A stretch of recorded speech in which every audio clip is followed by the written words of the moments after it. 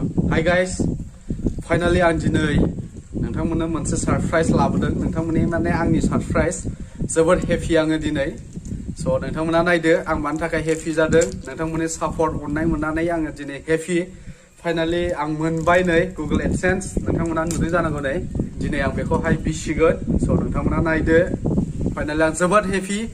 नो वर्ड्स माने हेपिखौहाय नोंथांमोननो एक्सप्लेन खालामनो खुगायाव रावानो गैया आरोना ओरैबायदि हेपि आं सानदोंमोन बारा माने फैगोन ना फैया बा माबोरै जागोन बिदि सानबाय थादोंमोन आं माने एप्लाइ समाव आं एसे माने एड्रेसखौहाय आरो एप्लाइ खालामखांनायनि उनावहाय आङो माने एडिट खालामफिनदोंमोन स' बेनिखायनो आं एसे गिदोंमोन स' होमबाबो सफैबाय फेब्रुवारि 12आव एप्लाइ खालामदोंमोन ओमफ्राय 1 तारिखआव सफैदों ओमफ्राय आं 1 तारिखआव लायाखै दिनै 2 तारिख दिनै लायबाय आं बेखौहाय मैया 1 तारिखआवहाय जन बाग्लारि बिथाङा आंनो खिथाहरबाय नोंनि गुगल एडसेन्सआ सफैबाय पस्ट अफिसाव होननानै ओमफ्राय आं माने एड्रेसावहाय कन्टेक्ट होदेराखैमोन एड्रेसाव बेखायनो आंनाव कन्टेक्ट कल खालामाखै स' नोंथांमोना दाबाव एड्रेसजों लोगोसे कन्टेक्ट होनानै कन्टेक्ट नाम्बारखौ होदेर ओमफ्राय कन्टेक्टनि जायगा एक्सट्रा थाखायो बाट आं कन्टेक्टनि एक्सट्रा जायगायावसो कन्टेक्टखौ होदोंमोन बेनिखायनो बेवहाय कन्टेक्टआ प्रिन्ट जायाखै बेखायनो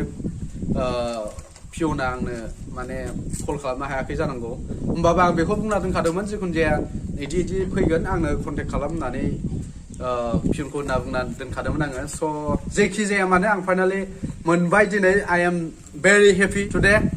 स' नोंथांमोननि अननायावसो आं बेखौ मोनदों दिनै आं बेखौ बिसिनोसै नोंथांमोना दायो भिडिअखौ नायलांदो माबायदि बिसिगोन बेखौ बिसिनानै बिनि पिन क'डखौहाय आङो एडसेन्सआवहाय भेरिफाइ खालामसै स' नोंथांमोना नायबाय दा स्टे टिउन गाइस दायो आं बेखौ बिसिनोसै स' नोंथांमोना नायदो बिसिनायखौहाय देखायनोसै आङो जायफ्रा इउटुबार नङा इउटुबनि सोमोन्दै मिथिनाय नङा बिसोरो माखासेफ्रा जायफ्रा माने इउटुब बाहायो इउटुब क्रिएटरफोर बिथांमोना मिथिगोन गुगल एडसेन्सआ मा आरो बेखौहाय उनाव फारि फारि खिथागोन आं बे गुगल एडसेन्स स' गाइस आं दायो बिसिनोसै नोंथांमोना नायलांदो फारि फारि स्टेप बाय स्टेप आं भेरिफिकेसन खालामना देखायगोन बेखौ बिसिनानै बेनि सिंनि क'डखौ जों दायो नायनोसै आं बिसिथ'वाखै नै दायो बिसिनोसै स' नायदो बिसिबाय बेखौ नांथ'ला जोंनो बेखौ बिसिनोसै बिथिंबो नै बेखौबो बिसिबाय बेखौ नांला जोंनो गारथ'बाय आरो ओरैबो स' बेखौहाय सिन होनाय दं बेखौ बिसिबाय बेखौबो नांथ'ला जोंनो दायो जों फाइनाली बिनि पिन क'डखौहाय मोनसिगोन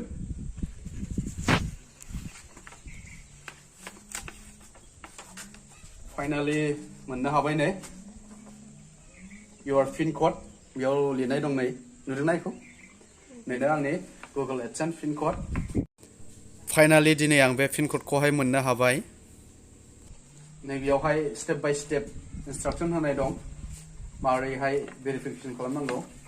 स्टेप 1 स्टेप 2 स्टेप 3 स्टेप 4 सिम दं मेन ब्राउजारावहाय थांनानै बेखौहाय माबोरै साबमिट खालामनांगौ बे पिनखौहाय स' नोंथांमोना दायो देखायनोसै नोंथांमोना नायबाय थादो भिडिअखौ गाइस दायो फैबाय नै हम स्क्रिनावहाय दायो क्रमआव क्लिक खालामसै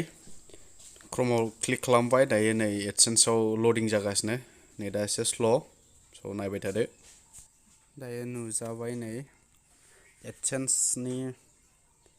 हम स्क्रिना स' दायो नैयावहाय नुदोंना नै भेरिफाइ योर बिलिं एड्रेस नुदोंना बेयावहाय दायो नैबे भेरिफाइ नुनायावहाय भेरिफाइ खालामसै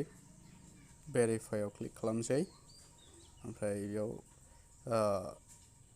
पिनखौहाय जोङो 6 डिजिट नाम्बारनि पिनखौहाय इन्टार खालामसै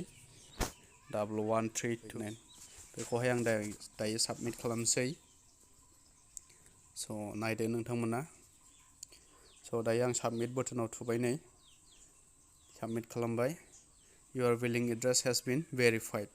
दायो आंनि पेमेन्ट एड्रेसा भेरिफाइ जाबाय सरि एडसेन्स पिन मोननायनि थाखाय आं जोबोद हेपि दिनै स' नोंथांमोना भिडिअखौ नायना माबायदि मोनखो आरो स्टेप बाय स्टेप भेरिफिकेसन खालामनायखौ नायनानै माबायदि मोनखो नोंथांमोना कमेन्ट्सआव खिथाहरदो आंखौ आरो सापर्ट खालामबाय था आं नोंथांमोननि सापर्ट खालामबाय थानायावसो बेबायदि एडसेन्स पिन मोननो हाबाय दिनै स' नोंथांमोना बेखौ लाइक शेयार खालामदो आरो जायफ्रा आंनि चेनेलाव गोदान बे रेड कालार नुजाना दंना साबस्क्राइब बुटना जायफोरना रेड कालार नोंथांमोना बे रेड कालार साबस्क्राइब बुटनाव थुना होदो ओमफ्राय लाइक खालामदो आरो बै जिङाव थानाय घन्टाखौबो टिं टिं टिं दामना होदो ओमफ्रायहाय स' नोंथांमोना सापर्ट खालामबाय थादो आंखौ आरो नेक्स्ट भिडिअ लोगो मोनलायसिगोन स्टे टिउन बाय बाय लाभ इउ अल